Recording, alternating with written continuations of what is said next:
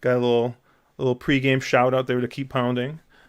He's got to get shouted out early and often, is the way he describes it to us. We had that one real good week where we shouted him out like 9 times, and then I don't know, it hasn't been coming through. Keep pounding, so better pay up. I think. What did you say, Chase? You had a little saying here about invoices being due. Yeah, invoices for that ad time come due on the 15th.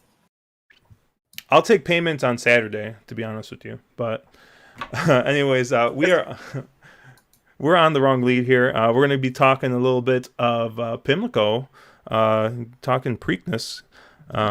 In the top left, we have our boy Caleb, BC qualified Caleb, the only man good looking enough to be dating a 9 and have a 10 pull him aside at a bar during a party. In the bottom left, we have the Wolf of Oaklawn. We have Chase, the man with the only currency backed by Baconators. And then we have the most interesting man in the world in the bottom right. He's also very single. It's Mark. Yeah. Very single, very disease free. He keeps bees. He's interesting. Please date him. And Love of Italian sports cars. And I'm Josh, Cherry Drank, and probably about as useful as Chris Wallace when these things come up. So, anyways, we'll go ahead and we'll start talking a little bit of Pimlico here. But first, Caleb, what are you drinking? I know you were really excited about what you had in front of you. Yeah, I got a High West Double Rye store pick. It's actually way better than I expected, so I'm pretty satisfied with this so far. Finished in I can't say that, Syrah barrel. Yeah. We dropped a little wine knowledge on you, or Mark did. All cultured. Mark, what do you got? A little Michter's Sour Mash. I actually was finally able to find some locally. It's not the rarest stuff ever, but quite tasty. I like it a lot. Mark just bought that bottle like on Tuesday, and it's all gone. So, we got a little sleepy time tea there, Chase. No, this is wakey time tea. I've been very sleepy all day. And then I've got a beer for as soon as I finish my tea. Oh, nice. And then I just picked up a bottle of Old Forester 1920. It's the first time I've tried this. I know my friggin' light is terrible right now, but it's delicious. It's good. It's not as hot as some of the higher bourbon or higher proof bourbon, so I like it. Yeah, there we go. A little sound budget there. But yeah, let's go ahead and we'll jump right into it here. We got race 2 on Pimlico on Saturday. Mile and 16th on the turf, the Gallerette. Grade 3 for fillies and mares, 3-year-olds and up. I think our morning line favorite here is going to be Juliet Foxtrot, I believe, at I don't have warning lines on my PPs. 7-5. Yeah, 7-5. She's a lukewarm morning favorite. A couple of others that are just behind it. Well, Mark, since you decided to chime in, why don't you tell me what you think here? Yeah, I mean, Juliet Foxtrot is probably a logical favorite in this spot. She's one of those horses that doesn't like to win very often. She hasn't. The last win was in July of last year, and she doesn't tend to. I don't know. She always seems to run well, just never quite well enough. But this might be a soft spot that she can get it done. I think the other two logicals are in here are She's on a Warpath. The 3, Gabriel Saez up, another horse that kind of fits, makes some sense in here from a figure standpoint as well. And the other one I liked in here was Storm the Hill, and besides, which is the 6. The Mike Maker horse, and Mike Maker has a tendency to claim these and move them up quite a bit. So I thought that was a horse that also made a lot of sense. And quite honestly, I think everybody else is just a little bit too slow in here to get it done. I think the pace setup gets a little interesting in here. Storm the Hill is going to be forwardly placed, but I don't know. She kind of has a tendency to get caught up in some of these pace duels or a little bit, fast fractions. And I don't know how you say the 7's name. Judah Buka can probably also motor out in the front end as well. So going to be interesting from a pace dynamic standpoint. I think Juliet Foxtrot probably sits the best trip. I just don't really trust her to get it done late. So I want all 3, and I want them all equally. Yeah, Jabuticaba? Is that Jabuticaba? I have no idea. Sure. Sounds right. Yeah, Mark. I was really into Storm the Hill. I had Storm the Hill on first pass as an A. I know we were talking a little bit earlier. One quick stat though about Storm the Hill, and I'm just looking at some DRF stuff here. It looks like Maker is 5% with new shooters who are coming off a layoff 100 days or longer. So that's kind of a little scary because I always think of Maker being pretty good off the claim, especially moving these horses up and moving them into graded type races like these allowance types. But just something to keep in mind. I do of the kind of the pace horses here. I think I like Storm the Hill the best. I think the horse I'm probably going to be the most interested in is going to be the 3. She's on the Warpath. She's on the Warpath. Has been had a couple of good races in a row. What probably the last like 5 races were all very very solid. Chantel Sutherland had figured the horse out. Was making very well timed runs. Only was back a half length in that Mint Julep grade 3. So does have a little bit of class. But definitely is going to do her best running from off the pace, and I think that there is going to be plenty of speed here. And she's on the Warpath. This isn't a dead closer, so we're not gonna be seeing something coming from like, I don't know, 10 lengths off or whatever, but probably sit like 3 or 4 lengths off and make a nice run. And Gabriel Saez, I don't know if you guys watched any Pimlico yet, but Gabriel Saez seems to have figured out.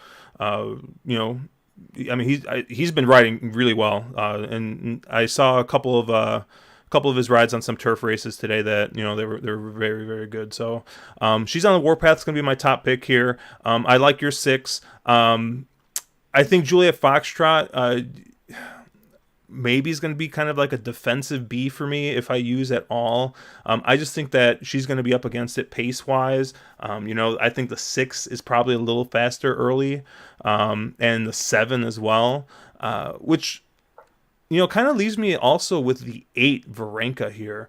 Now Varenka is not fast, like on paper doesn't look fast enough, but I think Varenka is definitely going to get a good pace setup here. And if you look at some of her earlier races, she hasn't really gotten a lot of pace to run into. So, if you have a dead closer and you're finally going to get, a little bit of pace to run into, I mean, you got to move that horse up. And so can she improve the 8 or 9 buyer points that she needs to catch up? I mean, she's only 4, so she should be rounding into her best form. So a move forward wouldn't be completely out of line. So I have Varenka here also as a B. Actually, I went with Varenka as my top choice in this one because I do feel like there's a good amount of pace to run into in this race. I also feel like this distance is also going to kind of hit Varenka right between the eyes in terms of how far she wants to go. If you just kind of look at a record over the distance, I want to say 7 races with 3 wins. I'm not looking at the PP right now. I'm looking at Mark's face because he's ready to fire with something. I can tell, but I can't say that there's another horse in this race that looks like it's particularly in any sort of top form. So the fact that Varenka hasn't won in a little bit doesn't really bother me. And I also think that it's a pretty positive move from Graham Motion that he's using kind of a local Maryland jock, and probably one of the better ones, if not the best, with Trevor McCarthy. That seems like a little bit of gamesmanship that might work in his favor. So if Jabuta Cabra, whatever the name was, actually gets out there and runs like a speedball on the front end, then I think this sets up really well for Varenka. And that's a horse that I'm really going to be interested in, especially at 5-1 on the morning line. I could see that being a little bit less come, post time. I could also see that being a lot higher come post time. So I'm not really sure what to make of this field. And you mentioned, if some of you have been watching Pimlico, which would make total sense as someone who's now on YouTube giving his opinion about Pimlico to do, but that is not something that I have done. So I have no idea if the track is going to let that happen for Varenka or not. It's just on paper, it makes a ton of sense. Yeah, I think you guys touched on pretty much all the logical horses here. I kind of agree with, I guess it's Josh. He named a couple of horses, but I do like she's on the Warpath best here. the 3. And this is kind of a race where you can make a case for anybody if you really want to. And to me, I don't think it's that wide open. I don't really like Juliet Foxtrot simply because she's kind of just hasn't got the job done in a while. I mean, her last win came back at Arlington a year and a couple months ago. But you know, look who she's against. Rest in peace, Arlington. But yeah, you look who she's ran against, and it's hard to really give her too hard of a time about some of those losses. And they weren't really disgraceful losses by any stretch, given the company she's been keeping. But for me, on paper, the only other horse that's really fast enough to win is the 3. She's on the Warpath. I think this is a horse that, you know, wants to go right around a mile. And I do think that she wants a firmer turf course. I mean, I know she put up a nice figure last time, but if you look at the overall results, in her last 10 starts, you know, she's had 7 firm turf courses and she's won 5 of those races. She's had 3 races where it was yielding to soft and she's lost them all. So I really think she's going to benefit, assuming the weather cooperates and she ends up getting a ground that's doesn't have too much give in it on Saturday. So she's going to be my top pick here. I do think you probably need to use Juliet Foxtrot defensively, even though I don't particularly like her. You know, verticals or win bets and stuff, she's kind of going to be a horse I ignore. But if you're talking about a pick 5 or something, then I do think you probably need to use her somehow. And those are the only horses I really thought you had to use. Varenka is the one that could jump up and improve, but I've sort of been thinking that was going to happen for her for a while now. And I was going to ask, if is this in the stable of turf horses that you absolutely despise? Because all the names sound the same, and Varenka feels like a horse that you just fucking hate. Varenka, like, I don't like any of the horses, honestly, that have come out of last year's Lake Placid. That's pretty an easy way to sum it up. Like, I thought that was a horrible race. I don't think there's any quality to come out of that race. And that's typically what happens when you see those big blanket finishes, especially in small fields. So, I think that Varenka is a horse that very likely hits the board because she probably does get some more pace. But, also throwing on blinkers might try to have her a little more forwardly placed. But to me, like, it's not a horse that I really think is going to jump up today compared to any other time, unless the blinkers just wakes her up, which it could. But yeah, I mean, it wouldn't surprise me if she wins. Same with like Storm the Hill. Wouldn't surprise me if she wins. I'm a little colder on her just because she is coming off the big layoff, and I don't know really if she wants to go a mile. She sort of seems like a horse or a mile and a 16th. Sort of seems like a horse that's better off, going down the hill at Santa Anita, which was her last win a year and a half, almost 2 years ago. And the other horses just don't look fast enough. The one horse I tried toying around with a little bit was the 4, who we haven't talked about, Nomo Lady. She was only beaten 3/4 of a length she's on the Warpath 2 back. But, and that last race was a 4-horse field, which I try not to draw too many conclusions from. But she's been kind of keeping some cheap company and is, what I call a Laurel or Maryland horse, which I'm not super high on the quality of those races either. So to me, it's going to be most of she's on the Warpath and then maybe a little bit of Juliet Foxtrot defensively. Yeah, the 4 is the other horse I think pace-wise that might fit here, being an S-type with there being a fair bit amount of speed here. But and I guess if you're trying to make the case for Varenka, you kind of also got to look at the 4 because at least, buyer speed figure-wise, they're pretty much the same horse. So, yeah, I mean, I guess I'll probably have to upgrade the 4 a little bit just because I think that's going to be the run style that's going to win here. But I still think 3 is probably my top pick. I will admit, this feels like a race to me that feels like it has pace on paper and won't surprise me at all if the Chupacabra you were going to say this. Like a 2-length lead and just like wiring them. Yeah, I agree with you. And that's why this race is just so hard. It feels like one of those races where, there's pace on paper, then it just never materializes. One of the speed horses decides to rate, and then, somebody gets loose in the lead and wires it, or they go stupid and it collapses. But the thing is, there's nobody in here I trust. I don't think anyone in here is really that good as a horse. And I just, I didn't want to get over creative here in a race that I have no real solid opinion or a horse that I love in. The only thing that really keeps me from thinking that Jabuticaba comes out and, is just speed of speed, no one presses her, is that when she's been on the lead, those opening fractions have been so exceedingly slow.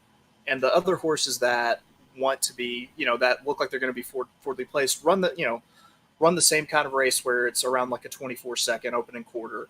And I feel like it's just going to cause that bottleneck up front. And it might be that that's just about as fast as they can really go and sustain that kind of distance. But I do think that you do get some sort of speed duel. But I also don't think it's, beyond the realm of possibility that, maybe the top two speed horses just kind of run away with it. Or, you might have a case of passive jock where that happens. But I'm more willing to bet that the speed actually does develop here. Yeah, just taking a quick look at chat. John agrees. He thinks that there's a good bit of speed here, and he also says that on Briz, the 8 is faster than 4 by 4 or 5 points. Yeah, on Briz also said that Lake Placid was like a 70 in the 70s, which is just like a joke for any type of graded stakes race. So I have no idea what the heck the Briz figs are saying. You're mad at Arlington, not at Briz. Let it go. Yeah, and I will say what Caleb said. I do not trust anybody who came out of that Lake Placid. I mean, Blowout got beaten at real short odds this past weekend at Belmont. So it's been that race just been a terrible race. I didn't like the film Lake Placid or the alligator was up in a northern lake. It didn't make any sense, but I'm still going to use this horse. We let Lake Placid bygones be bygones. Just beautiful town, beautiful. There was a request for Caleb's thought on the Joe Hirsch Classic, the Channel Maker vs. Sadler's Joy, round 15. Is that really this weekend? I haven't even looked. It wouldn't surprise me. I don't know, man. I've only looked at the Pimlico card so far. I haven't really looked at anything else. So let's move on. Let's get to excuse me. Let's get to race 5 here. So moving on here, we got race 5. The Miss Preakness, grade 3, 6 furlongs for 3-year-old fillies. Chase, why don't you start off on this one? I was trying to remember anything that I could of past, Preakness weekends. And I realized that this is probably going to be nothing like them because we're coming to it in October as opposed to, late May or. So I really kind of struggled with where to go on this one, but I ended up going ahead and taking Monday Call, the Brad Cox horse. It looks like the horse that's going to want to go. I know we've got the French Strangler aboard, but he's actually gone on the horse, in the 8 bells, then also in the Autumn Oaks at Ellis Park. That was a big figure at Ellis Park, and it really took a step back in the 8 bells at Churchill Downs. But you can kind of forgive that regression after throwing that kind of, on Briz, I've got it as a 107 speed figure. With the sprint, you kind of want to say that it's going to melt down, but I feel like you're just going to have one horse that's faster than the rest of them that get out and just kind of run them into the ground. And it feels like a Brad Cox horse for OXO Equine is probably going to be the one to do it. I'll consider some other ones in here. I was also looking. Oh, we got Robot Chase. Go on, Robot Chase. Robot Chase. Fly on Angel. All right. I think you're back, Chase. Better? Okay. Yeah, the closers here just didn't really seem fast enough to me to actually get up there and get a piece. I mean, it's perfectly reasonable to think that it could melt down for those horses, but to me, Monday Call looked just kind of much the best for this kind of sprint race. Caleb? Yeah, I think so I think the race really depends on what you think of Monday Call. Like, I don't have morning lines on. I'm assuming she's short, probably 7 to 5. 7 to 5, yeah. Okay. And so I guess the angle I'm playing is probably a bit of we'll call it a creative one, is that we all saw what happened to Monday Call last out when her and Four Graces went just absolutely full-on blitz on the front end last time at Churchill. I mean, 22 flat, 44 flat, just a wicked pace. And, neck and neck the whole way. They opened up, a half a dozen lengths or something like that on the rest of the field. And, in Wisconsin, I think Chase had Wisconsin in that day, so good pick. Yes. Comes from the clouds and picks them off late. And I think this race, that ride, this race, and that race in particular is going to kind of be on their minds because I think the 3-horse here, Fly on Angel, has one option, which is to go. I don't think they're going to even consider rating this horse. And a horse like Monday Call has won off the pace before in that allowance race, a few races back. And I'm a little concerned. Drew's going to think, well, last time I went with the other speed, it burned up and I ran up the track. In that race, Four Graces actually stayed on much better to hold on for second, whereas Monday Call kind of, faded all the way to next to last that race. So I'm kind of wondering, that had to take a lot out of Monday Call. I'm kind of wondering if they may elect to use some different tactics here. Kind of afraid of you getting into the same result. So I thought the 3, Fly on Angel, was super interesting. It's a horse who I don't really have to wonder what they're going to do. This horse is going to go. If you use time for him, and all the fractions of that Charlestown race are coded in red, suggesting a very fast pace. 7 furlongs is actually a route to Charlestown, given the track configuration. So this cutback here is actually bigger than it seems. But the Parks race is also makes sense, given that it's only a 1-turn, 7 furlong dash. And she seems a little cheap here, but I think she's super interesting. She's actually the speed horse I'm probably a little more interested in, as opposed to Monday Call at a much better price, for a trainer that's already 43% on the meet here, which I guess should be expected when you enter about 3 out of the 7 horses every race. But nevertheless, that's the horse I like. I tried to find a closer in the event they do hook up. I really couldn't. I kind of looked at the 2 and the 4 a little bit. Wicked Whisper probably comes from off the pace, given the setup, but she couldn't get it done last time. I don't think she'll get any different results this time. And then even the 4, Sound Machine, ran against Blue, slow fractions and time form in her last 2 starts. And this is a softer spot objectively than that prior S, even though that really wasn't a great race either. So, to me, I just couldn't find a closer I liked enough to go away from the 2 speed horses. So I do like the 3 here, Fly on Angel, and Monday Call is a very, very logical winner as well. But I'm kind of trying to find a way to get some value into some of the races that seem to be a little bit heavy on favorites. I feel like I'm so keen on speed because I still have post-traumatic Covfefe disorder from last year, where that horse just ran, set the track record, and speed was just blazing. So I really feel like that might have kind of gotten into my head and biased some of my picks on the dirt and in these sprints for Saturday. Yeah, I'm actually very, very similar to what Caleb had here.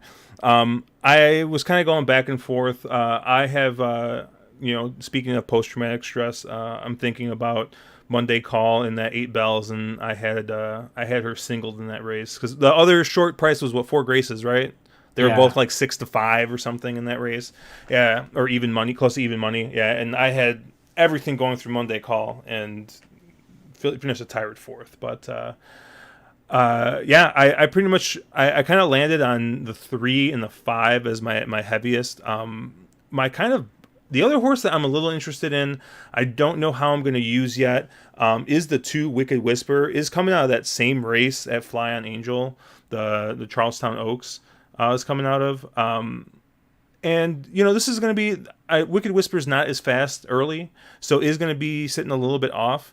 But, I look at the fractions from the last race and, had the pace set up to close into and just couldn't get it done. And, Fly on Angel hung on. So I kind of, off of that, move Fly on Angel up. I always like seeing those red fractions and the horse hangs on. So I guess if I really do think this is going to completely fall apart, the 2 is probably the horse I want. But I'm pretty much going to be all through the 3 and the 5 here, the speeds. Yeah, I tend to agree with what Caleb said quite a lot. Fly on Angel, on the figs I'm looking at time form figs and looking at Buyer's speed figs. Obviously, Buyer's really flattered Monday Call's 2-back race. But, Monday Call and Fly on Angel both are, relatively the same. It should be just about as fast. My real concern in here is that I think both Fly on Angel and Monday's Call both need the lead. Neither one of them has ever really rated successfully. Neither one of them has ever really come from off the pace or even come from a length or 2 back and past other horses. I guess Monday's Call maybe with that 2-back or that 3-back allowance win. There's an argument to be made that both of these horses need the lead, and that we saw what Monday's Call did last out with 4 Graces going absolutely stupid on the front end. What's different here? Why don't Monday's Call and Fly on Angel go at it? So I went a little contrarian here, and I think my top pick is the one Ain't No Elmers. It's a horse that's 3 for 3 at the distance. It's a horse that, if you look at first 2 races did real well, obviously fairgrounds races, but beat Sconson in who we've talked about already. They tried to stretch this one out, and they've didn't work. They tried turf, that didn't work, and now they're back to 6 furlongs on the dirt, which won that optional 62 last out, was in hand late and was pretty much geared down. So that fig probably could have been a lot taller than what it was last out. This is a horse that has been, there's no 4 graces in here. There's no Gamine. There's no speech in this race. There's none of those monsters. And this horse can pass other horses, has shown an ability to do so. And you're going to have the 2 speed balls on the front end. This one will be able to sit that pocket trip, sit right behind. Gabriel Saez has been running, has been absolutely phenomenal. He's really good when Brett Calhoun puts him up. If you look at that 2-back race, all 3 of the horses are next out winners. So that turf race at Ellis was a real key race. I think there's a lot to like here. I think 7-2 is a little bit shorter than what I want. I'm hoping I can get 5 or 6 to 1 range, but I think a lot of money goes to Monday's Call. I could see Monday's Call being, odds on in here. Quite honestly, I think a lot of money goes that way, just on the people looking for what makes logical. And I think if you can get around Monday's Call on a horizontal, it really pays. And I'm going to try to use Ain't No Elmers to do it. Yeah, Luke says that Monday Call is a lock, and we've already spent too much time. So I'm sure that's exactly what's going to happen, because we're all trying to get cute here. Let's see, what else we got? Yeah, 100% not adorable here. I'm on the chalk. You're on the chalk. Luke's also says he's shocked Baffert didn't send Gamine here. Yeah, because they're going to shorten Gamine up, right? That's the plan. Well, I heard a rumor that Gamine can feel her legs this week, so she might not be able to get out and run like she normally does. It's a Baffert horse. She probably will run the Breeders' Cup and then retire. Oh, I mean, dude, let's not talk about retirements, because this week has been kind of been rife with them, hasn't it? We had 2 big ones this week, right? We had. I saw Bisou. Didn't Win also get retired? Yeah, you're right. I forgot about him. What a joke! I forgot about him. Well, I mean, I guess that the horse is hurt, right? But I'm just like, whatever. We could talk about that at a different time. Everybody wanted Midnight Bisou Serengeti Empress throw down one more time. I thought it was Midnight Bisou and what's Monomoy Girl. Or sorry, Monomoy Girl. My bad. Yeah. You wanted to see Serengeti Empress, and I wanted to see the Serengeti Empress, but she's a sprinter now. Well, they shortened her up, but who knows where they're going to put her? So, all right, let's move on to the Grade 2 dinner party here. 3-year-olds and up, going a mile and 16th on the turf. Caleb, who do I like in this race? Oh, who do you like? Let me scroll down to the summary page here. You only have to scroll that far down. Factor this. Actually, that's a hard one to say. I don't see any lone E's or lone S's. Is it factor this? Well, so okay, if I see a turf race, right, and I unfortunately cannot bet Kendrick Karamooch because he's not here. There's no Saez. Saez is not here. So I'm like, who is going to get my speed horse out on the lead? Oh.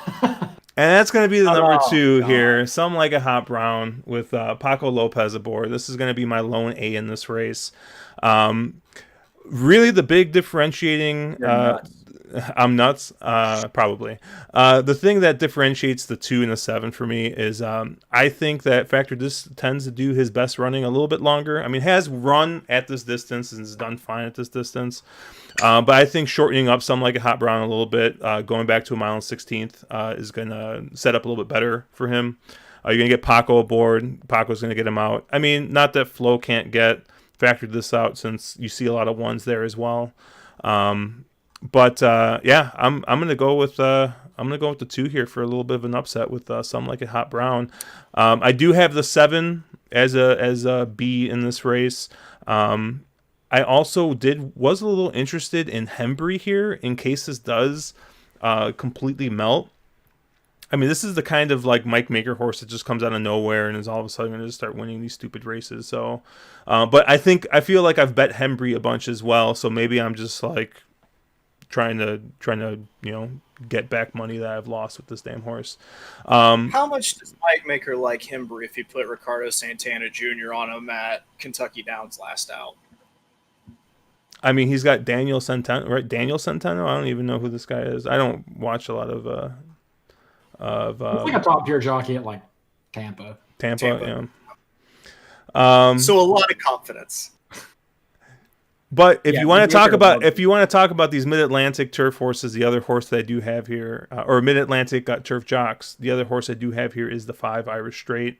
When McCarthy rides for Graham, they're winning at 29% at Pimlico, and 20% on the year. So Graham Motion likes using Trevor McCarthy. I think that this is going to be a horse that's going to be sitting just off the leaders in the 2 and the 7, and is going to make a nice run. So I kind of have it as a 2 is my lone A, and then 3, 5, and 7 as B's here. Because I called Josh nuts, first off, Factor This is just faster than Some Like a Hot Brown on paper. And Factor This beat Some Like a Hot Brown last out, where Some Like a Hot Brown was a rank head case in the Turf Classic at Churchill. There's no digital age in this race. And Factor This should, I realize Paco's going to hustle the hell out of this horse. Factor This is faster and classier and just all the way around a better horse. He'll be absolutely an ice cold single for me. And in case, I don't know, something stupid happens in here, I can, and the 2 of them do hook up and Paco goes full idiot. The closers I wanted were the 1 True Valor and a little bit of Hembray if it all does come apart, but they'll probably be C's. Man, I have really nothing to add to what Mark said. I kind of have the same way. I think Factor This wins this easily. It does make me nervous to see Maker have 2. Maker put up Paco on a horse that objectively probably needs the lead. It was very rank last time trying to rate. It just feels like a Hembry upset special, Mike Maker, kind of move. So that's the only reason that I wouldn't be just completely all in on Factor This, is the fact of Maker throwing into here with a super aggressive jock on a horse that has enough speed to get in the picture if he wants to. But yeah, I think Factor This wins vast majority of the time. And I'm going to use the 1 and 3 as my closers for the backup. I'm going to be extremely quick because we've all talked about it. I'm Factor This and Some Like a Hot Brown, and using Factor This as my pick. I really think that you don't need to go much further than those 2. I'm shocked, how heavily you guys are on Factor This. Honestly, I'm just oh, it's losing now. It's totally losing. I'm really I thought at least Caleb could see Some Like a Hot Brown a little bit. Wow. Okay. Yeah, the thing is, can Hot Brown win off the lead? That's kind of the question I had to answer. And I guess if you go way back to some of those races on the synthetic, you could argue that he can, but he's definitely been better on the lead, and you don't put Paco up to rate a horse. And I just don't see a world he can put away Factor This and then also hold off closers. It's kind of the horse that, if Factor This isn't in this race, then he's a huge player. But with Factor This being signed on, the best that I think Hot Brown can do is try to ruin the chances for Factor This to set up a stablemate, honestly. I just can't see it. Yeah, and Some Like a Hot Brown is going to take money off that Briar Baruch. And in that race, there were a bunch of closers, 1 speed horse, and everybody sat around and let Some Like a Hot Brown get an easy length and a half lead. And then no one could pull him in on a very speed favoring track, when he was loose on the lead. And that's not going to happen here. And I think this turf course, it tends to be speed favoring, but probably is not as speed favoring as Saratoga was on the inner this year. So I just don't see a setup where Some Like a Hot Brown gets just stupid loose like he did 2 back. And he'll probably take money off the fig on that, which is good, because I think that's fairly dead money. I think that both the Briar Baruch and the Fort Marcy win this race. So, you got two of the last 3 are probably win this race. But all right, I guess if you guys want to Factor This at even money, I'll let you guys take that. Oh, with going into the next race, that's a double slam waiting to happen right there. Factor This into one of probably 2 or 3 horses, and the next one is a double that you could absolutely just fucking murder. Well, Yeah, okay, thinking, Chase. Well, what do direction. you since we're talking about doubling into this race, we'll move on to the next race here. The grade 3 De Francis here, 6 furlongs for 3-year-olds and up. So, Chase, what are you feeling here? Well, I took Admiral Lynch because it's named for greatest jock in the world, Fergal Lynch, who is actually an admiral in the Irish Navy, if there is such a thing. This is true. Yeah, okay, fair. No, I really liked Admiral Lynch here. I do think that there's going to be a good bit of speed. Landeskog is definitely going. There are some of these EP Briz horses that are going to be going as well. I feel like Admiral Lynch is going to benefit a lot from that rail draw. You got Daniel Centeno, who I just definitely did not talk shit about 5 minutes ago, who's a very, very, competent jock. Might be a big Mike Maker day. It's just threw a huge number in a 80K optional claimer at Saratoga, ships in, has actually run over the Pimlico track. I don't know. I feel like this one actually fits for him, but there are a bunch of different ways I could go with it. I could also go with Christo Sky. I liked Locky, and then if we have just like a early speed, Golden Rail of Pimlico, or the horse that wins the race to the rail wins it. Then it could be that Brad Cox has a huge day and Landeskog just gets out there and wires. I'm a little bit more comfortable with with Admiral Lynch. And that's going to be hoping that there isn't going to be just kind of a plummet in form off of that huge, that huge effort. But I think that you've got a good chance that that off the layoff it could still fire. Mark, I'm sorry. I know I cut you off. What were you trying to say? You were trying to double into this race as well? I was gonna probably double out of the race previous, so from the 5th into the 6th. But yeah, I can talk a little bit about the 7th race real quick. I see it exactly how Chase sees it. Really like Admiral Lynch here, and I think Landeskog is also super usable. And I agree that double slam from the previous race into this. I mean, see what the payouts are like. Don't play it if you're gonna get a $3 double payout or something stupid, but. I think 5 to 1, 8 to 1 double payout is pretty fair, I think, for that. Yeah, I would say 5 to 1, 8 to 1, and you could Dutch it a little bit. No, I love that play. That's exactly how I saw that, and this was one of those sequences I saw is very doubleable. You could even slam a race 5, 6, 7, pick 3, play like a $20 pick 3. That's maybe ABs, 3 ABs, an A and 2 Bs.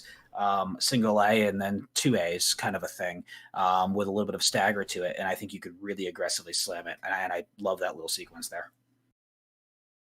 You lost me for a second. Are we talking about horizontal wagering or hepatitis? Yes. But a lot of A's and B's flying around. No, I agree with Caleb here. I agree with Chase here. I think Landon. Yeah, I know. I was looking at the jawline, and it just. I got confused for Caleb. I was completely agree with you. I think it either falls into Admiral Lynch or Landeskog's lap here. Those two seem to be the two that I like, and I have kind of a hard time going too much farther than that in here. I'm kind of surprised. I thought that somebody else would be on the horse I liked best here. I kind of thought Mark would be Stan the Man. Yeah, I know he's one of those kind of New York warriors we've seen for quite a while now. And to me, this is a super interesting race from a pace perspective because it sort of seems like it sets up to where Landeskog is going to make the lead. And then you're going to have about 6 horses that want to sit second. A horse like Locky wants to sit second. Eastern Bay wants to be right there. Christo Sky, Admiral Lynch. Those are all horses, Midnight Charlie Brown, that want to be about a length to a length and a half or 2 lengths off the pace. And I feel like it might get a little crowded up there. I don't think Nitrous is fast enough or good enough to win, and I don't really want a dead closer in this spot, which kind of led me to stand the Man here. I'll be the first to admit I just don't like Mid-Atlantic horses, so I don't think that I don't believe the figs. I think they always come back too fast. I don't trust Laurel figs, Parks figs. Monmouth Figs, they just always seem too fast. And it's not just Brisnet or Timeform, or maybe it's on Thorograph and pretty much everything. So I'm by no means am I against Admiral Lynch. I definitely like that horse here. Crappy figs and crappy figs. That's what Maryland does. That's right.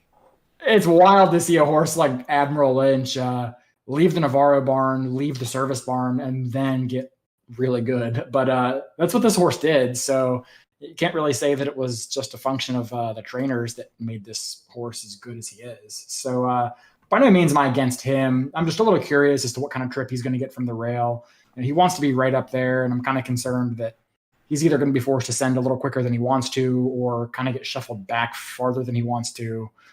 But again, by no means am I against him there, especially at 7-2, which I think is a fair price. I just think Stan the Man is 9-2 is just as likely as a winner. This might be on the short side of really how far he wants to go, but he did pull off a listed stakes win last time out over a couple of nice New York horses and My Boy Tate and T Loves a Fight.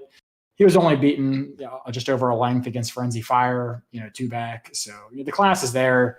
I think a lot of those Saratoga, Belmont, races are better than the Laurel Parks, stakes races that some of these horses are leaving. So I'm going to play my bias here and stick with the New York horse facing a bunch of horses that I don't think are all that good. But I'll definitely be using a lot of Admiral Lynch and probably some of Landeskog as well.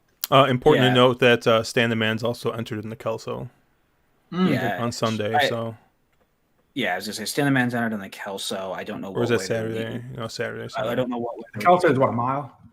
Yeah, I think the Kelso is a better race for Stan the Man. That probably makes more sense. Yeah, so I do have him down as a B. My concerns here is I think this is a little too sharp. I think he wants to go a touch further. He wants 7 furlongs or a mile. He's got to win at, a mile and an 8 in the Queen's Colony.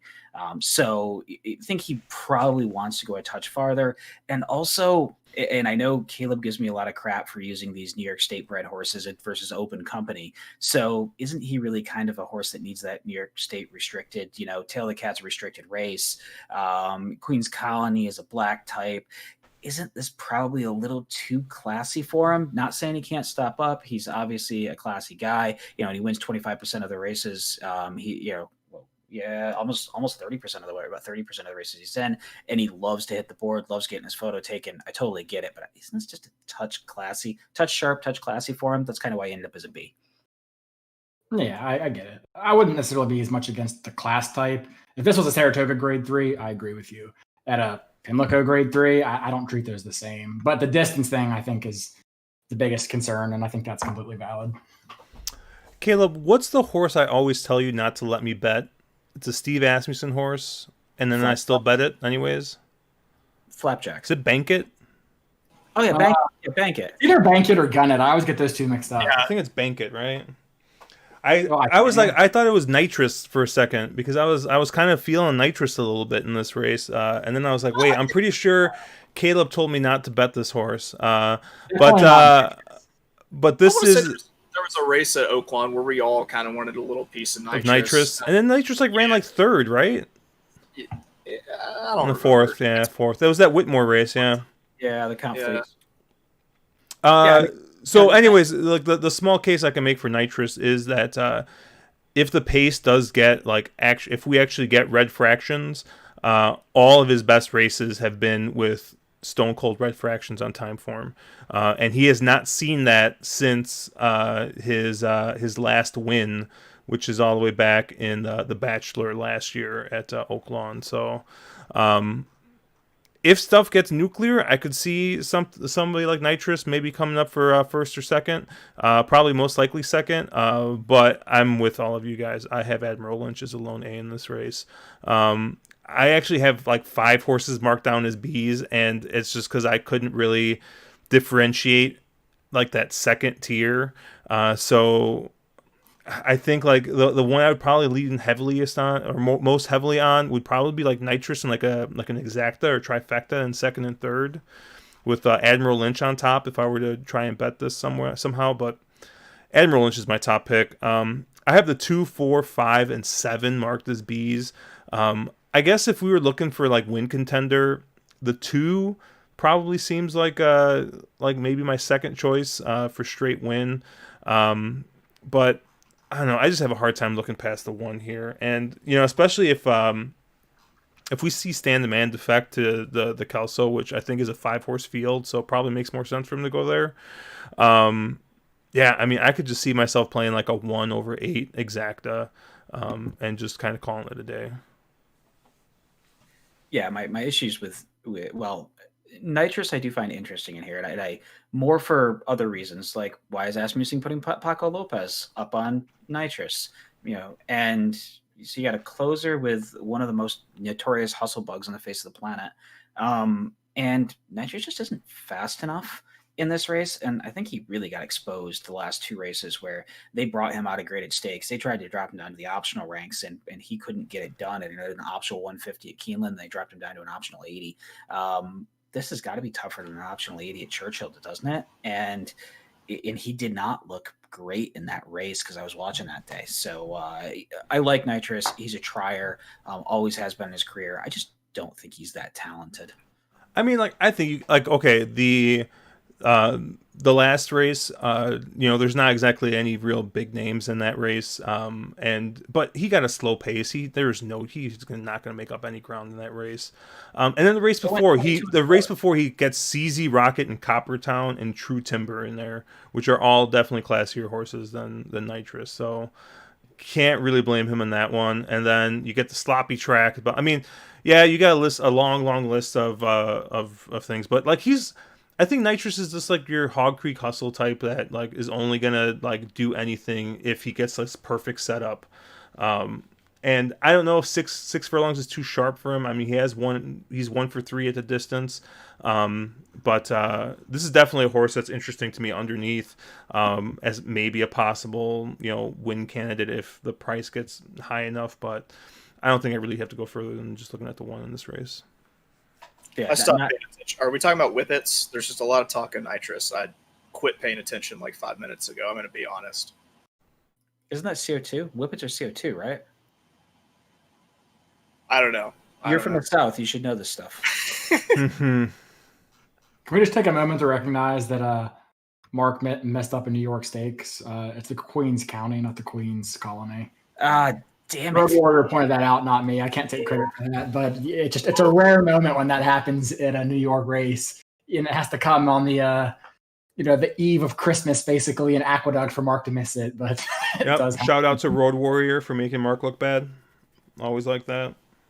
That's why Caleb was smiling like he had his own little secret over there. Oh, that reminds me. I gotta transition real quick to this, and then we come back. Okay. By the way, shout out to Ditalo and all his buds who are apparently sitting around watching us talk about horses and trying to learn stuff, which is a scary thought that they're trying to learn horses from us.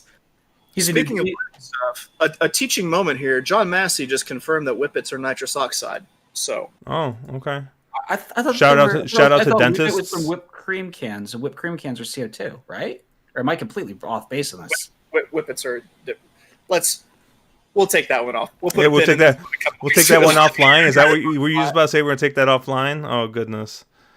Oh my god. Okay, now the chat's blowing up once we start talking about drugs. So that's good. Let's move on to. We're gonna skip ahead a couple races here to race 10, the Miss Preakness. Oh, if I can get there. You mean the Black Eyed Susan? Oh, sorry, the Black Eyed Susan. What the heck? Why do they call this Miss Preakness? You would think that this would be called the Miss Preakness. It makes more sense, doesn't it? No, not at all. The Preakness and the Miss Preakness? No? Whatever. Anyways, the Black Eyed Susan, normally on Friday, got moved to Saturday this year for who knows what. But although, shout out to Pimlico for having an entire stakes card. 12 races. They did this right. This was really done right. I love to shit on Pimlico because it is the trash leg of the Triple Crown. But they did this right, making this card up like it is, all being stakes. No, no claimers, no maidens or anything else. Not even those high level stuff. This is an awesome card. They put together a great stakes card and well freaking done.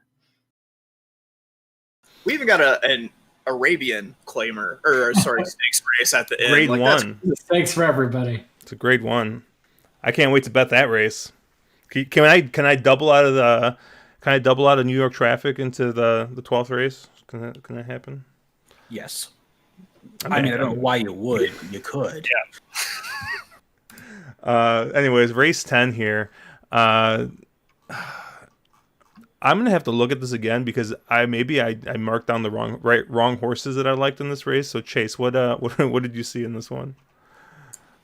I saw a lot of horses that I really just don't have any interest in at all. I really just don't even know how this pace sets up. It doesn't feel like any horse is going to get out there and just burn everyone on the front end. It doesn't feel like it sets up for a closer. It's just kind of like a someone has to win kind of race. It's just a sinkhole is not going to open up, and someone is going to have to come across the finish line first. And I thought Hopeful Growth. It's hard, like Caleb has said, it's kind of hard to settle on these mid-Atlantic horses. The only, we have a Saratoga shipper with Miss Marissa who could maybe get out there and burn it up on the front end, but I just wasn't sure if it was fast enough. I really like Bonnie South as a horse. I'm a big fan of Bonnie South, but Bonnie South just, I don't think the setup is there. I also feel like for these kind of races, it's the wrong kind of run style. You don't really see big closes in these kind of races anymore. So I just kind of, with a pretty meh aftertaste, landed on Hopeful Growth, but had a few other horses I would consider using. Those being Project Whiskey, Miss Marissa, Dream Marie, and the aforementioned Bonnie South. Okay, I did pick the right horses. I was like confused because I think I did this without morning lines, and so I saw the morning lines and I was like, that can't be right, but apparently it is. Yeah, I got two horses in this race. I have two A's, no B's, no C's. Obviously the 5 Bonnie South, is probably, 7 to 5 in the morning line is probably gonna be even shorter. I think this horse makes a ton of sense. Lost a Swiss Skydiver last time, and was behind some other classy horses at that race in Keeneland. So I think that this is going to set up pretty nicely for Bonnie South, at least class wise, speed figure wise. This Bonnie South kind of towers over this field, but how I love me some speed. So my other A in this race is going to be the 9 Miss Marissa.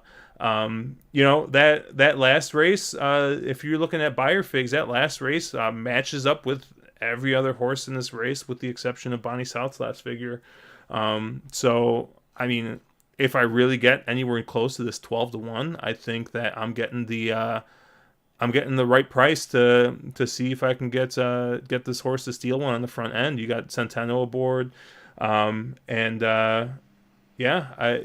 looks like he's won 3 of 10 so far this meet. So, I think this is going to set up nicely for those two horses. So I got the 5 and the 9 as my only A's.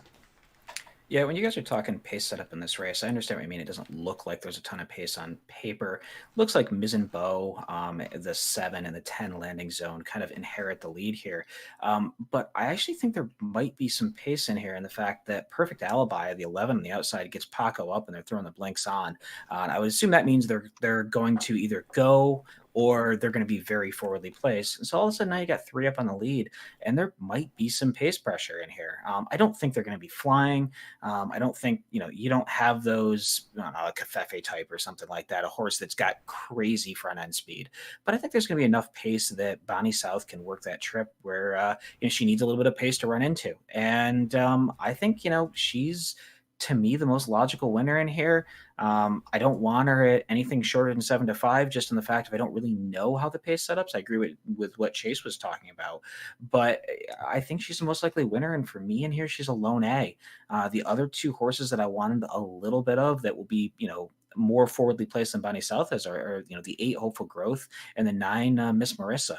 I think the morning lines are bad in this. Josh sort of already had mentioned that. I think of these move around a lot, so you'll have a spot play and find some value in here. But I think Bonnie South is, on any type of figs that I look at, she sort of towers over this field. She needs to work a trip. She needs to get that set up, and obviously any of these type of these deadpan 1-run closers, they're very trip dependent and very traffic dependent. So these bigger fields always where they don't have a ton of pace to run into, they can very often run into rough trips. But she's a lone A for me, and then I'll have Hopeful Growth and Miss Marissa, the 8 and the 9 as B's.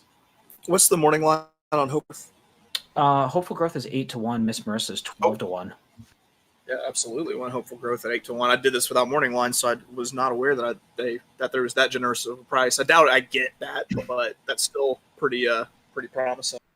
Yeah, I did the same thing, Chase, and I had the same reaction. I handicapped this race without morning lines turned on, and I came up with 4 horses that I kind of liked. And 3 of them I was amazed at the price here. So I'll start with Bonnie South, I guess, because that's the favorite here. I think she's a deserving favorite, but I do not like her at all at 7-5 or shorter. It depends on what set of figures you use. I'm a pretty heavy thoroughgraph user, and she's not really much faster than a handful of others, really not any faster than a handful of others on the sheets. And she's going to be 7-5, and she's going to get bet hard. I always kind of struggle to figure out how to deal with horses that exit the Alabama because it's such an unusual race. So it's a grade 1. It's very prestigious, don't get me wrong. But there's not very many 3-year-old fillies that want to go 10 furlongs. And to me, it just sort of seems like she cashed a nice check by passing a bunch of horses that don't want to run that far, while never really threatening Swiss Skydiver in that spot. That being said, there's no Swiss Skydiver in this race, so I don't want to diminish too much what she did there. And no other horse that could challenge Swiss Skydiver in this race. Yeah, because there's also nobody else that could challenge Swiss. You're completely right.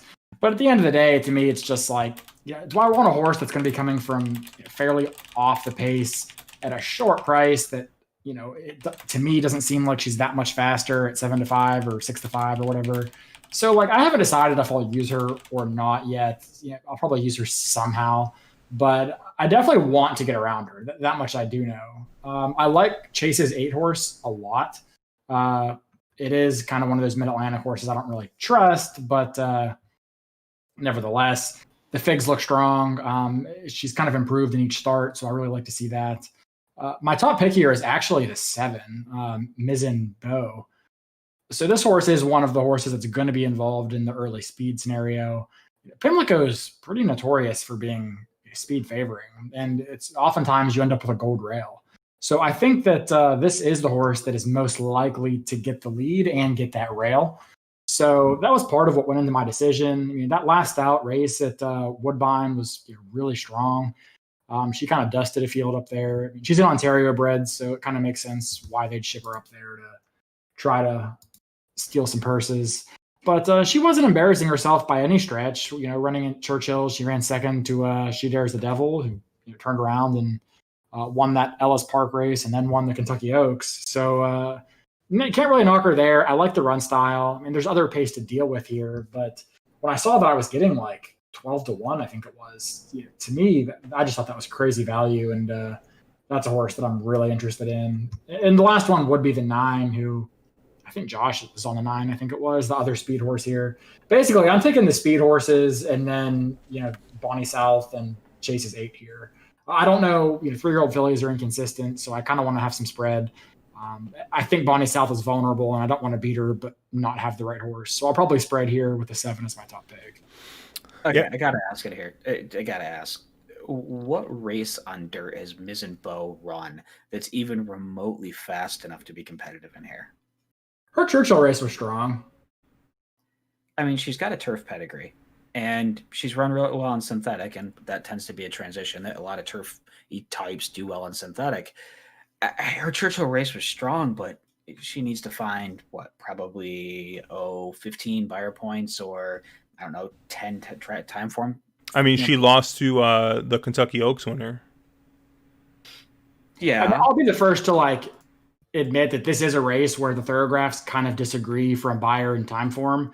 Thoroughgraphs gave her Churchill effort of 5, which is the exact same number that Bonnie South ran in her last 3 races. Actually, she got consistent 5s. So now time form does not paint that picture.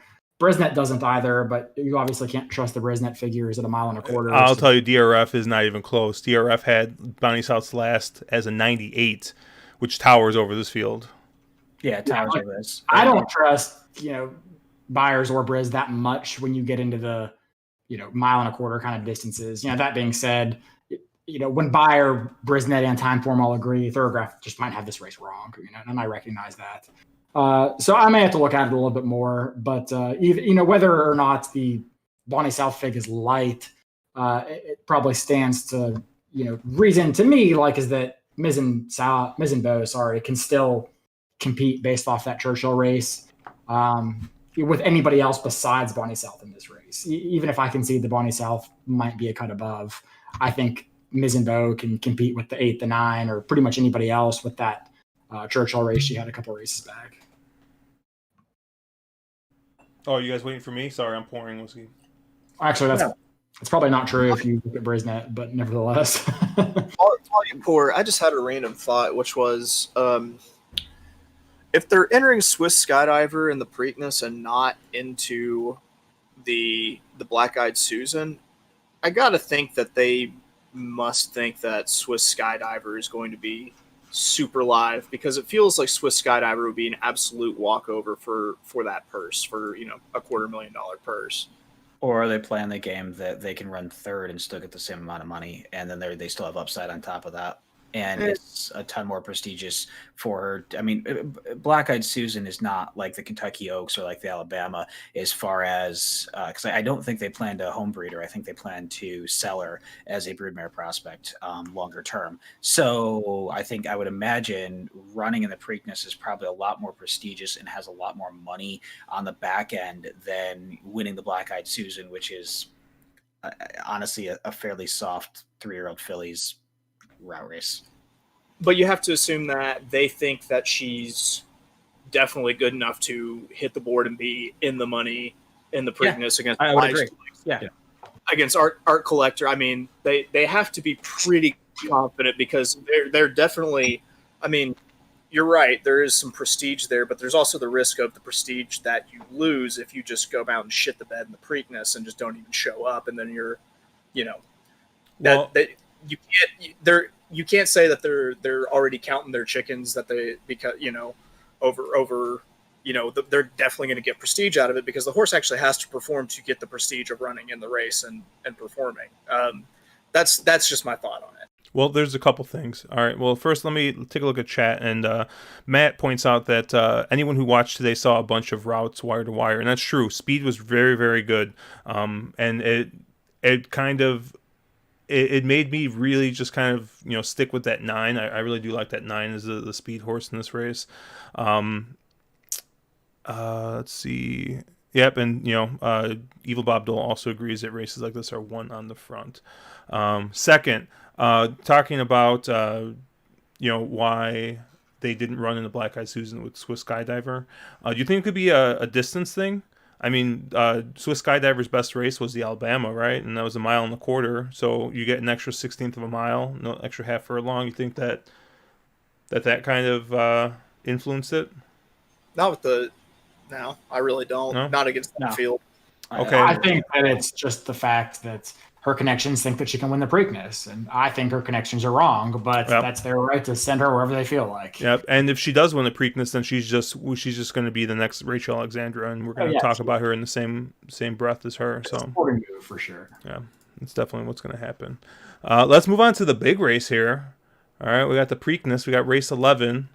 Oh no, there was one question. Mr. Guitar was asking if anybody had looked at race 9. Which is that mile turf, and I know Mark, Mr. Guitar is a huge fan of your videos. He's probably commented. He's probably our most frequent commenter. All right, and he's very supportive of you. He keeps Mark honest. Yeah, he's very supportive of you, and he does end every comment with "better luck next time." He's really just like hoping, like he's hoping for you. So, Mark, what did you like here in race 9? I haven't looked at it yet. I don't know if either of you guys have looked at it. I know Caleb definitely hasn't looked at it. But Mark, what did you see here in race 9? Yeah, I mean, interesting pace scenario here. If turf speed is really carrying, the 9 Monday Morning QB is lone speed in here. You're taking a look at it from a pace setup. I really like Chocolate Bar in here a lot, and I really like Vanzi a lot. But I do agree with him saying that there's a lot of horses in here that could sort of win this. I had it Chocolate Bar and Vanzi as my 2As, and I had somebody like a So Street and a Don Juan Kitten is B's. And I also think if Turf Speed's playing really well, I'd watch earlier in the card. I think there's a chance for Monday Morning QB the 9 to wire this if Turf Speed's really carrying. Having only looked at this race real quickly, I want the 10 and the 12. I want Don Juan Kitten and I want Andesite. Yeah, I mean, and agreed what he was saying. It's a wide open race. The reason that you're getting the prices you're getting in here, this is one of those, like a vertical player's dream, a race where, your favorite might be 4-1 in here, 5-1 range. There's a ton of horses that could step up and win this. And it's going to be really, really interesting. And I realize I did pick a dirt horse as being the pace presence in a turf race, but on paper it does seem to be that way. All right, let's move on to the Preakness, the big race here. So normally, and Mark, you can correct me because I never remember this stuff, right? So you normally have the Derby, and then you got what, 3 weeks, and you get the Preakness? 2, and then it's 3 weeks to Belmont.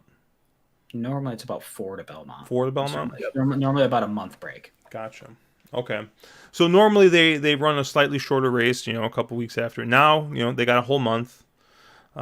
This is not, obviously this race is just kind of doesn't carry the same weight. We don't have a Triple Crown winner, live. It's just a weird race. That being said, I actually really like the field that got drawn here. Like, I don't know if we got any Hall of Fame horses in this race. I mean, we might get Authentic in the Hall of Fame for ripping customers off or something like that, or Hall of Fame for knocking Bob Baffert on his ass. But not a lot of big name horses in this race, but we do have a lot of speed in this race. And the only thing I've ever respected Authentic for was just hip checking Bob Baffert after the Kentucky Derby. I made him my avatar on Discord immediately afterward. We do have a lot of speed in this race, and I think Authentic's going to be up against it here. I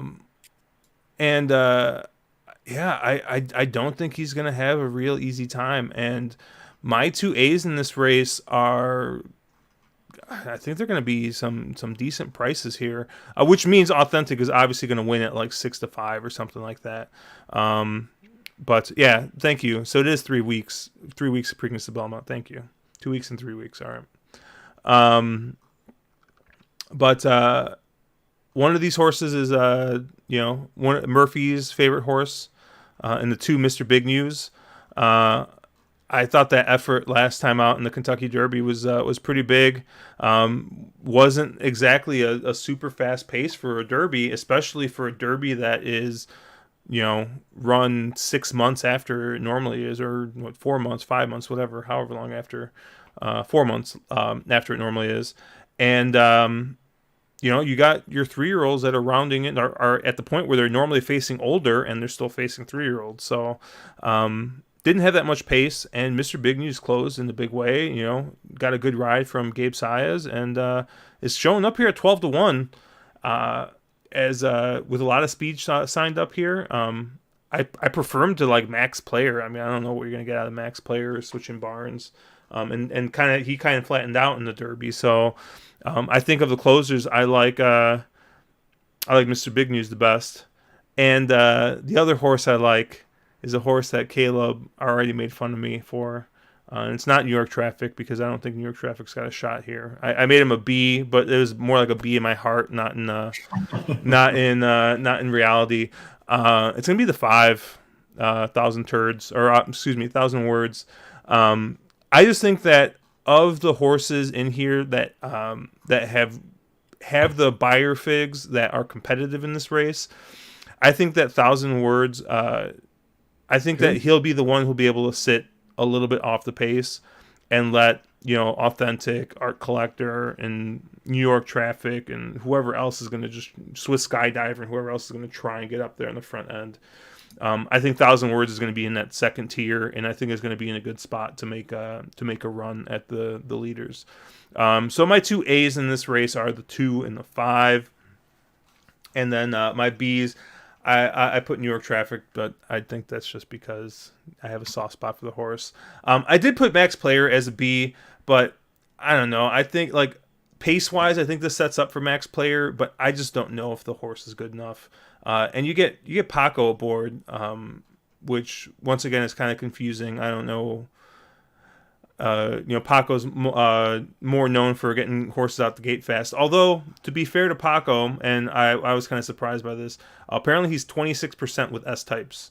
Now, I don't know if all 26 of those percent are in at Gulfstream, but I was kind of surprised that the percentage was so high. And obviously, the 9, Authentic, I think, I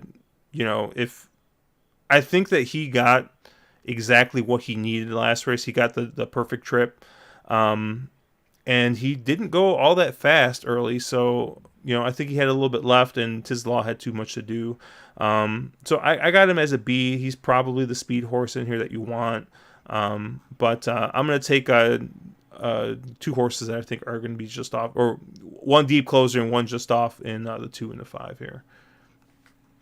There's something that I picked up on Kentucky Derby Day, and it seemed like the favored horses that were heading into these big races that had kind of been, on this extended Triple Crown tour that have been racing consistently month over month, and whereas, if they'd won one of these races that they'd probably be laying off until the Breeders' Cup, these kind of win and you're in races that turned into prep races, is it all just kind of fell flat on Kentucky Derby Day. And so with that being said, I really feel like Art Collector is just kind of towers over this field. For one, you've got that, pretty good layoff from August going all the way into October, whereas everyone else has just been running, month after month in these big stakes races, adding distance, everything. And Art Collector, I mean, granted, was entered in the Kentucky Derby, had to pull him out. Always, I believe, spiked a fever. Was that right? For the reason for the scratch? Hoof injury. Okay. Well, the horse has been training just fine. I mean, I can't see anything wrong with the training. It has the run style that always seems that just wins Triple Crown races now since they've instituted the point system, and you don't have any of these crazy pace scenarios that show up. A horse that can run on the front end, either on the lead or rate. I really think that you're going to have a hard time getting around Art Collector. I don't see a world where another horse puts Art Collector away, and that includes Authentic, who I'm not even using because that's what I do. Caleb. Yeah. I know that none of us are exactly strong Baffert supporters amongst on the wrong lead team. I have a hard time getting away from Authentic here. I mean, this horse, I'll be the first to admit, heavy against him. Didn't have him on a single ticket in pick 5s, 2-day pick 6s, anything in the Kentucky Derby. Did not think he could get the distance. Yeah, and there's no reason to think that he would have been able to get the distance, watching his races leading up to the Derby. And this horse broke from the farthest outside post, from the 15 hole, cleared the field, set honest fractions. I mean, that was not slow. 46-2 and 110-1, going 1.25 miles. Like, that's very honest, respectable. And then looked the most dominant 3-year-old in the eye, turning for home in Tis the Law, and held him off comfortably, and actually won pulling away at the wire. To me, he did all that going a 16th farther than he has to run today against a much better horse in Tis the Law than anybody else here, with the potential exception of Art Collector. So I don't see how you really don't use Authentic here. Baffert owns the Preakness. He has like 7 winners or something like that. I think he's a perfect 5 for 5 with the Derby winner coming to the Preakness, although obviously it's a different circumstance this year. Speed does well at Pimlico. You want to be forwardly placed. And while there is potential speed in here, I think Swiss Skydiver sits. I think Art Collector sits. Thousand Turds is going to sit. New York Traffic is going to sit. I don't think anybody truly goes with Authentic. I mean, he won't be 3 lengths clear, but I think that he'll be he'll be on the front, I believe. That being said, I think he's unquestionably the horse to beat here. I really do like Art Collector. I was on him, way back in the Bluegrass. He was my single, rewarded me pretty well that day. I mean, he crushed the Ellis Park Derby the way that a good horse should. Yeah, I think it's fair to question, like, has he really, beaten the quality of horses that Authentic did? I mean, Swiss Skydiver is probably the best horse he's beaten, and it's a filly. But the likes of Attachment Rate, Necker Island, they haven't come back to really do anything. Rushy came back to win the Pat Day Mile on the cutback, but again, that's a much different race than something like the Preakness, so it's tough to really compare that. And you had a bias at play that day that really kind of played into Rushy's hands or hooves as well. Yeah, came off the pace, and that's another aspect is at Churchill there wasn't a single wire-to-wire winner on Derby Day until the Kentucky Derby, which was even more reason why I was confident Authentic wouldn't win. Which was some old bullshit, right? Yeah, there. And then that's all of a sudden he wires them. So it's I have a hard time getting away from Authentic. That being said, I respect Art Collector. He's the only one I think has a very legit shot to pull off the upset here. I'll probably structure this with something like Authentic is my A, and then Art Collector is either my lone B or a second A. And then the one horse that I'll use as a C, I know Mark wants to talk about, so I'll let him make the introduction. Yeah, no, I mean, I think when I looked at this race, you look at it from a pace perspective. There's 3 horses that are going to be really forwardly placed and sort of aggressive with a lot of speed. I think it's Art Collector, Authentic, and we haven't talked about Swiss Skydiver yet, who on time form figs isn't that much slower than anybody else in here. I agree that Authentic is a classier horse, but I have a feeling that Authentic goes off more towards even money, and Swiss Skydiver probably ends up a little shorter than Morning Line. And I think, from what Chase was saying, I think you get a better price. You get probably more like 7-2 on an Art Collector, which I think is probably a good price. But Caleb and I were both talking about a little bit of a price play in here, and that is the 10 Pneumatic. I always like, and it's something that normally happens during the Saratoga meet, but obviously COVID, so the world's a weird place.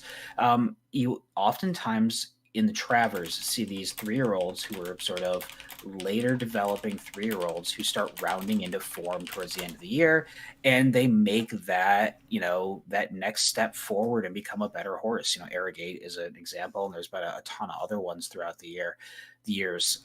And I think Pneumatic makes a ton of sense here. You got those 3 speedballs up on the front end. If they go a little stupid early, we've seen Swiss Skydivers, obviously vulnerable to a pace duel or to a real hot pace with what happened in the last race. And I think there's a chance that, those 3 go a little stupid. Pneumatic takes a little bit of a step forward. Pneumatic's going to sit that pocket trip. It gets Joe Bravo up, who seems to really get the horse. He rode a perfect Pegasus last out. And I think this horse is super interesting. I don't think you're going to get 20-1. I think the horse takes a lot of money because I'm sure if Caleb and I both were interested in the same price, a lot of other people who are, quote unquote, wise guys were probably also looking at this one. But, I don't know how I work the horse in. Probably ends up being a B on my tickets, quite honestly. But I like Pneumatic quite a bit here once you get past the 3 obvious horses. And I think there are some logical pace setups and logical race structure setups where this comes apart and it really sets up for Pneumatic. Chase, do you want to talk about Jesus' team at all? I do like Jesus. I will use Jesus' team. It's definitely not my top pick to win, but one, you're pronouncing it wrong, Yash. It is Jesus. It's Jesus's team. I think that horse can definitely get a piece. I mean, there's no reason that that it shouldn't be able to get a piece. I like it. I'll probably still win bet it because I love the name, honestly. But yeah, I mean, it's got the run style that fits. It's probably not fast enough, but that's a horse that can definitely hang for second or third, I think. Be a nice little surprise underneath in an exactor trifecta. But yes, this is one of the, you guys keep trying to put horses on me that either were, not me. One of them definitely Mark's bad take. One of them I'll own up to. I'll wear Jesus's team with pride. Are you finally on Flapjack? No, I'll never own the Flapjack. Which one are you owning up to then? Sir Rick for sure. Sir Rick is Yeah, 100%. yeah, it's Sir Rick. Sir, I will definitely own up for Sir Rick. So can I say something real quick? Like, just to kind of, I want to talk a little bit about our betting strategy for the day. We'll spend the last couple of minutes talking about that. But before we get to that, like, how weird of a fucking year is it? Like, I didn't even realize that they ran the Jim Dandy. Because I'm like looking, I'm like Jim Dandy. I'm like who? Whoa. I'm like who won that? And it was the last weekend of the Saratoga meet this year. was that Derby Day? Yes. Yes. Yeah, I was like, because Jesus' team came third in the Jim Dandy. So, but I was like, who the heck is Mystic Guide and Live Your Beast Life?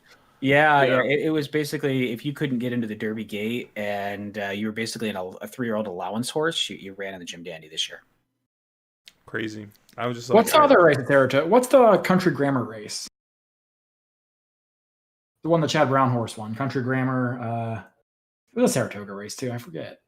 I thought he won the Jim Dandy. What's the other? Really wrong. No, what's the other race that they run? It's a restricted race, isn't it? No, it was open. I thought.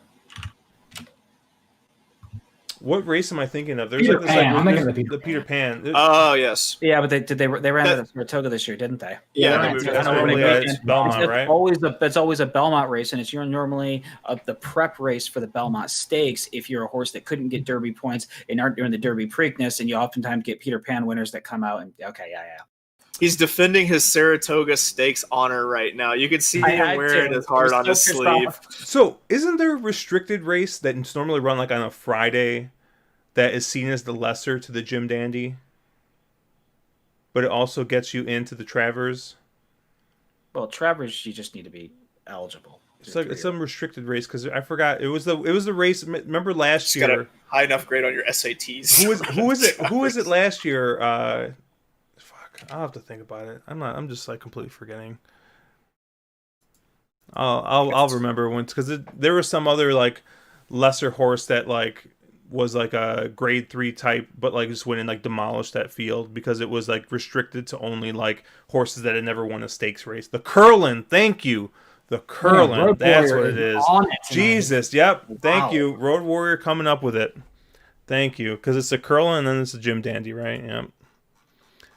Oh, okay. Glad that I got that solved because that was going to be like hours of Googling. And then so you said something about questionable Instagram pages. Betting structure. Do you want to do that at any point? Mm-hmm. Or... So, okay. All right, Chase. Since you volunteered, how are you going to attack this day? Are you focusing on verticals? Is there? I know Mark talked a little bit about slamming a double. You were also talking about slamming a double here.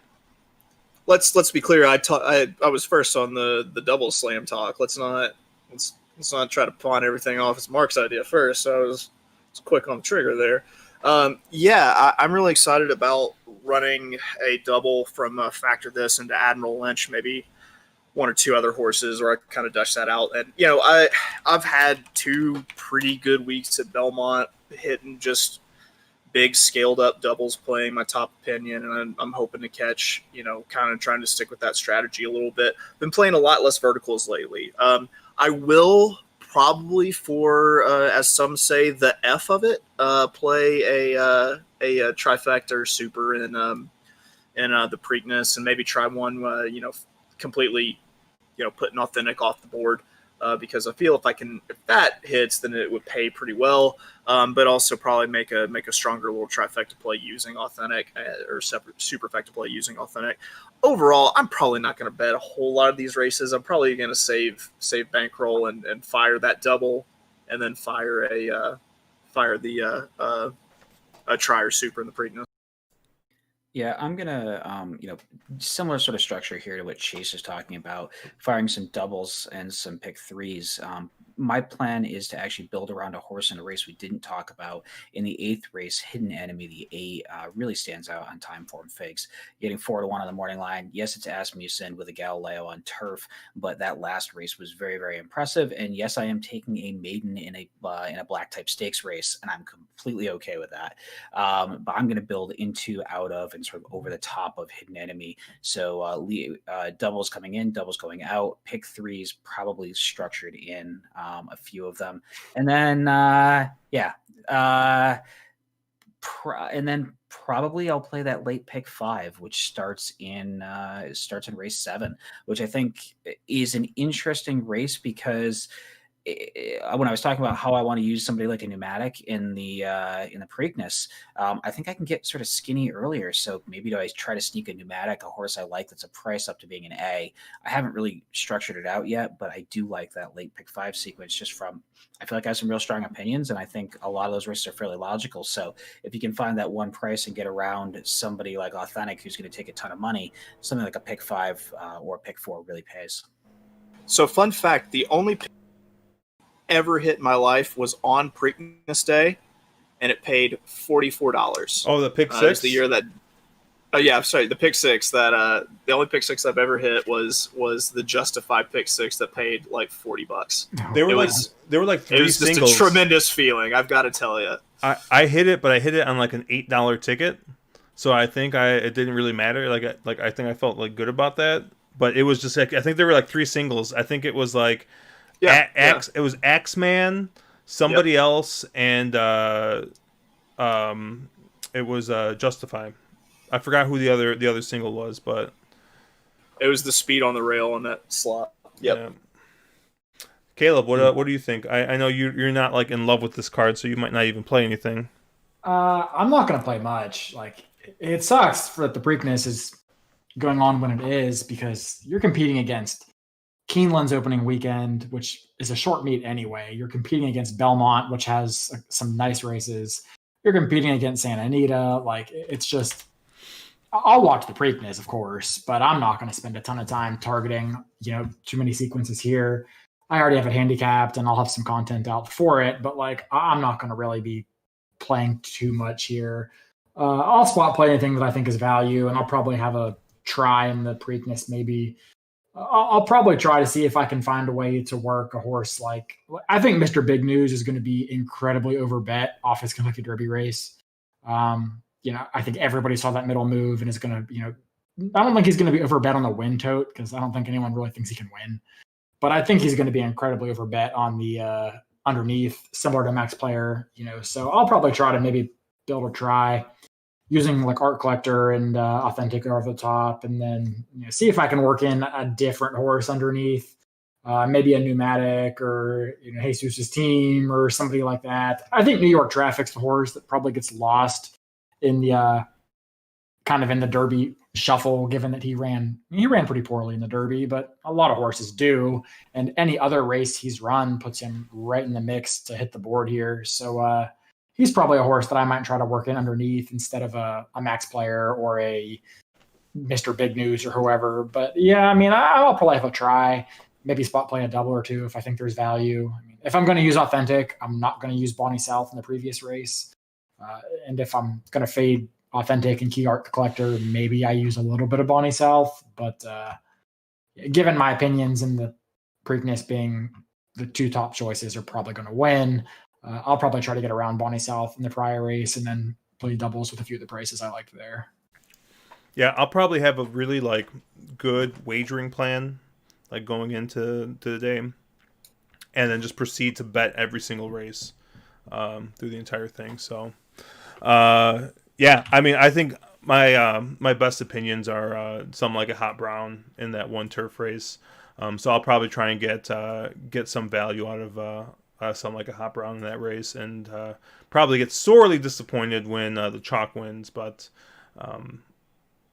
yeah, I'll kind of take a look around that race. Otherwise, yeah, I do like Mr. Big News a bit, but yeah, I am kind of afraid that, like you said, Caleb, that he's going to be way too short, and Murphy's going to just probably absolutely just obliterate it, and who knows? But watch out if that horse ever goes to turf. I mean, I'll say that much.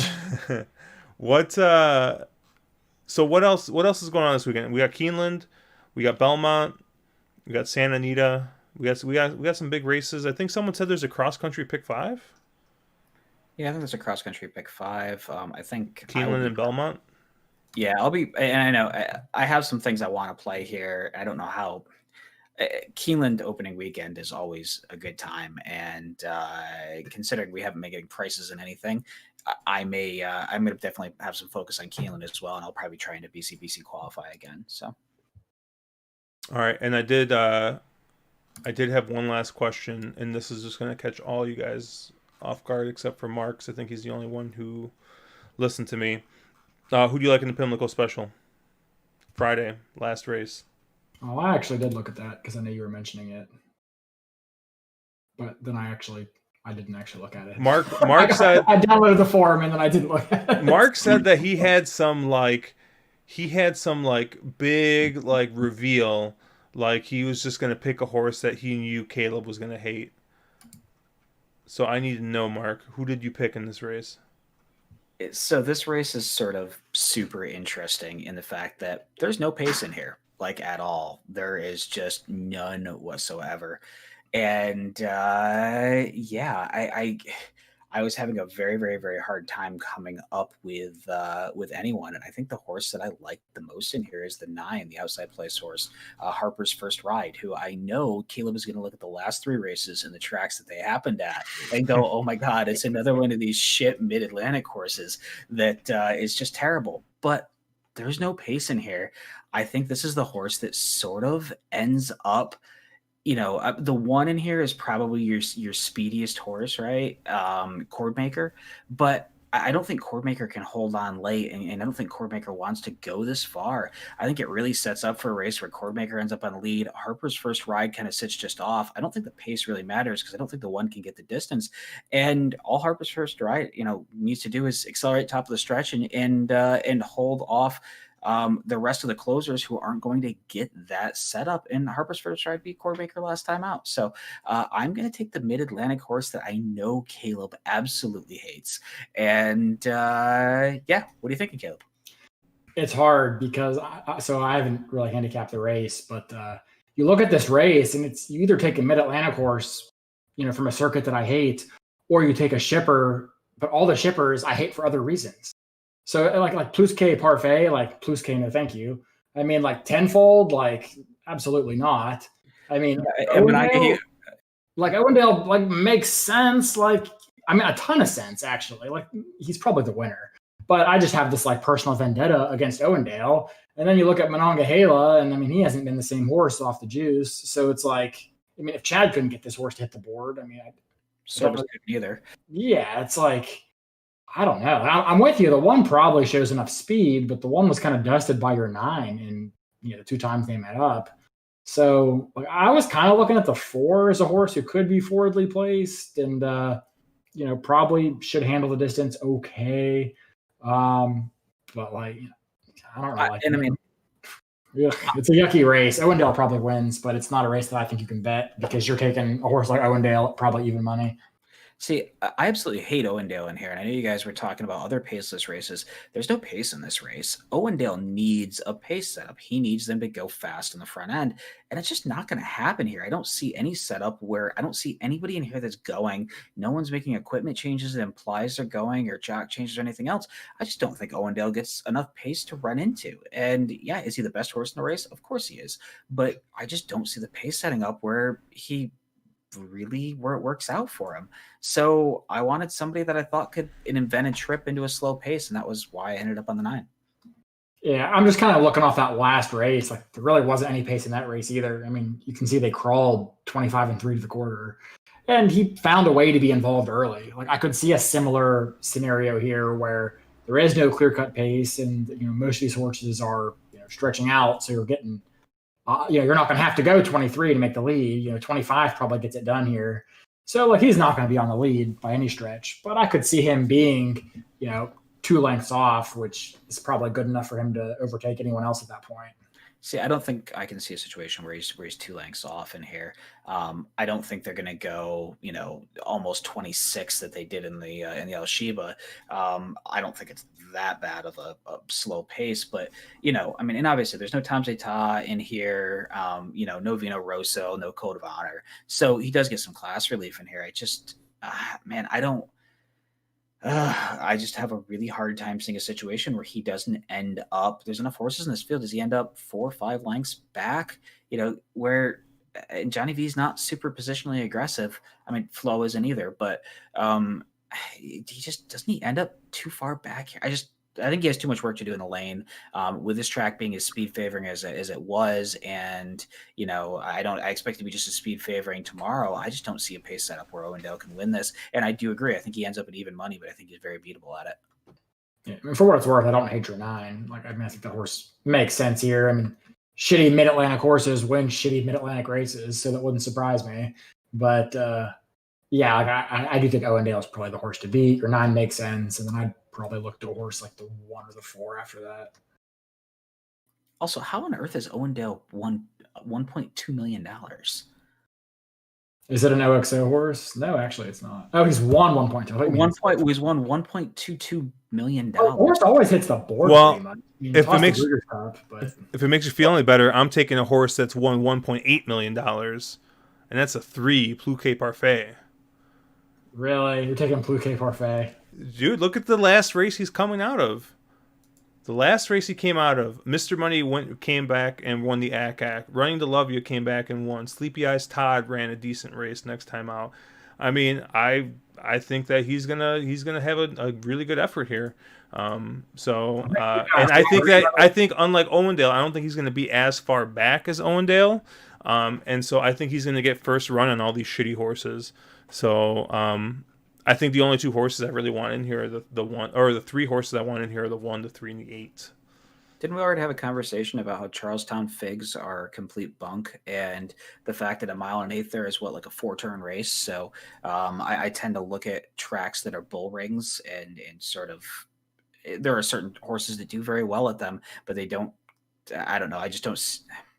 Maybe. I mean, I'm not going to talk of a 12-1 horse. I mean, if you really believe in the horse, hey, go after it. But I think the horse probably should be 30-1, and I think that would be about fair odds in this. Chase? I think he dropped. Oh, Chase dropped. Oh, I didn't even realize he dropped. What the heck? He was waiting for you to give him an outro, but you just... Yeah, you didn't. You completely missed it. He had to go tuck the kids was he messaging? And I can't see the message. Yeah, he had to go put his kids to bed. Gotcha. All right, well, so for the last moment, Mark, you and Chase, since the nameplate's messed up. But it's just the beard thing. Got it. Yeah, cool. But yeah, that's going to do it for us. Stephen, Evil Bob Dole says CT Classic is the worst race of the year every year. I don't know about that. But yeah, so John Massey did list Joe Hirsch, Belmont Derby, Shadwell, Breeders' Futurity, and First Lady are the cross-country pick 5, and he thinks they're all grade 1s. So that might be something to take a look at. Cole, thank you. Looks like he's new to Discord, and he says we're doing a good job. So he said he didn't do too bad today either. So he obviously was not following anything I bet, because I missed everything except for an exact on the last race at Pimlico that brought me to even. So we all should have just tailed Shu today, because he just absolutely knocked it out of the park. Guy was stupid today. Shout out to Shu. Shout out to Keep Pounding, Road Warrior, everybody. All Dennis. I saw Dennis was in here for a little bit, holding down the fort at Churchill Downs, I think, right now. John Massey, thank you for always contributing good info and making Mark look bad, as well as Road Warrior. Matt, thank you as well. Who else am I missing in here that was in here? Evil Bob Dole, Carmelo, all you guys. Thank you guys for watching. I haven't talked about Mr. Guitar. Yes, Mark's #1 fan. Thank you for hanging out. I'll see if we haven't talked about it yet, but we might try and get some articles up for this weekend for stuff we didn't get a chance to talk about, especially since I did see that Caleb put out an article for Parks, and yet he's complaining about Pimlico. So I think that he's got no legs to stand on anymore. So we're on the wrong lead, and we will catch you guys later.